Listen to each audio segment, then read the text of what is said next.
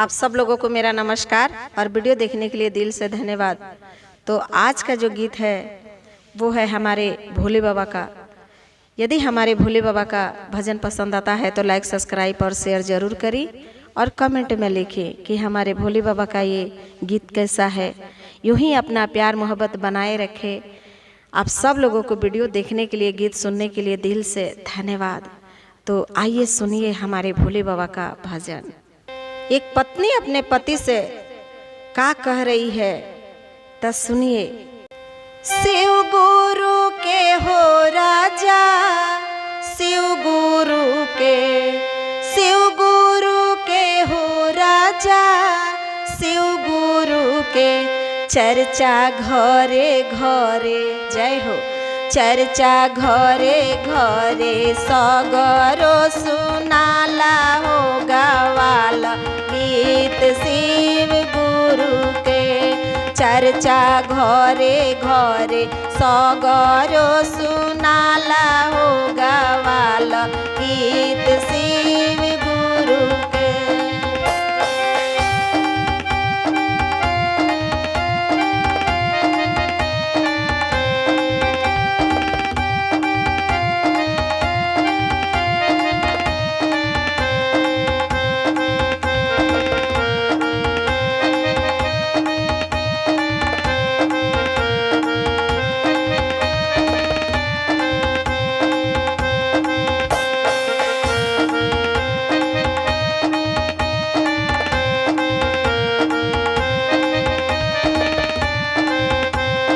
शिवजी के रूप के तू दिल में बसाल, शिवजी के अपन गुरु बनाल।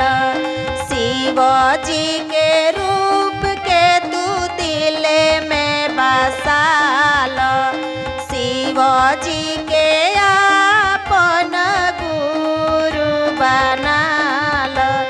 केहू दूसरा से, जय हो, केहू दूसरा से पाप ना धोआला हो गवाला गीत शिव गुरु के।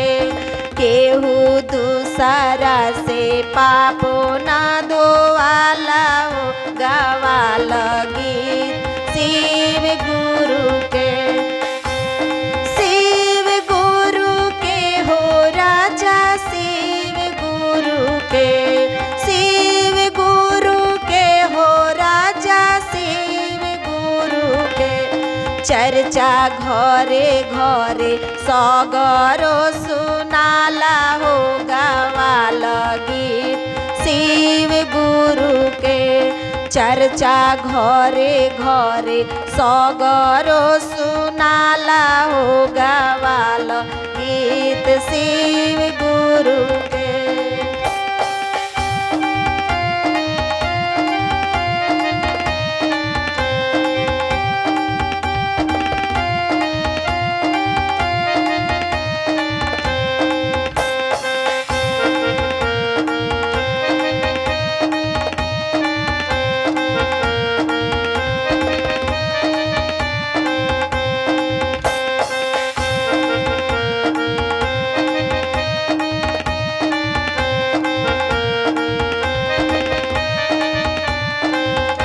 कहतारी सुनी लोगन। नाही लागे रुपैया राजा, नाही लागे खर्चा, नाही लागे रुपैया राजा, नाही लागे खर्चा।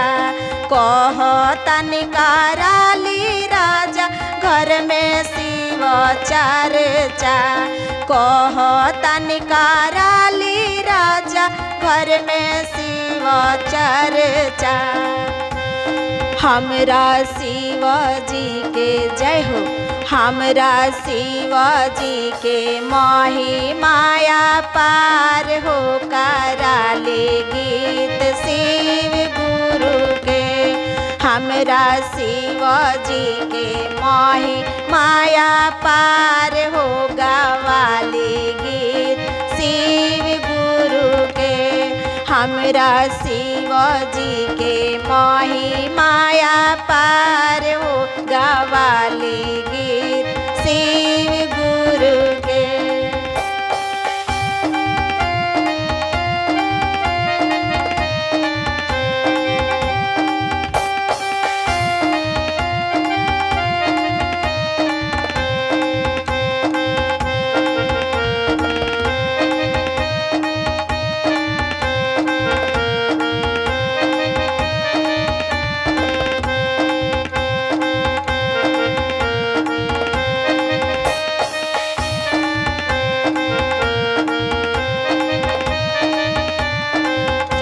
कहता रे सुनी लोगन। नमः शिवाय बोल नमः शिवाय, नमः शिवाय बोल नमः शिवाय। मिटे जई है दुख दर्द मिटिए बलाए, मिटे जई है दुख दर्द मिटी है बलाए।